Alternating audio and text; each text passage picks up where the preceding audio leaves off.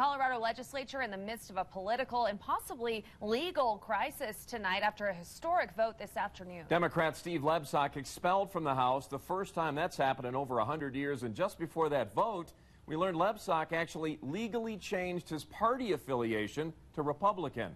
So what's next? Well, after expulsion, his seat becomes vacant immediately, and that member's party, which is key here, convenes a committee to select the replacement. The Secretary of State confirms Lebsock changed from Democrat to Republican this afternoon before the vote to expel him. So, looks like Republicans will choose his replacement. However, Democrats, many of whom did not know he had done this prior to that vote, will huddle to see what they want to do, possibly challenge it in court.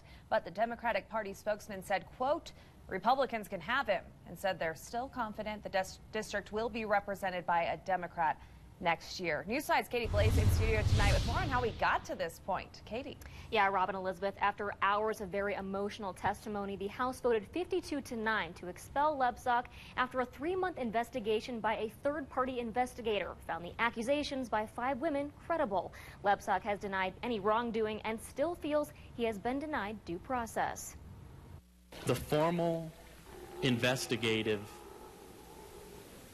write-up was received by leadership on Tuesday morning.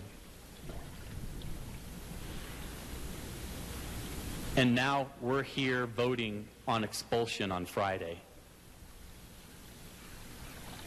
Members, all I ask for is due process. The words of Representative Steve Lebsock just hours before his expulsion from the Colorado House of Representatives. Today, I feel like we made a giant step forward in the state of Colorado, standing up for survivors of assault and harassment. Representative Danae Esgar from Pueblo, who also made an emotional plea for his removal, says it was important to bring the vote forward and see bipartisan support. Some Republicans told me that part of the reason they ended up moving to vote yes was because of the retaliation that has taken place in the few months since the report was initially filed by Representative Lebsock. Esgar expressing that Lebsock's demeanor also led to his downfall. I think listening to him today, people really felt like he wasn't being genuine, felt like he had no remorse for anything that he had done.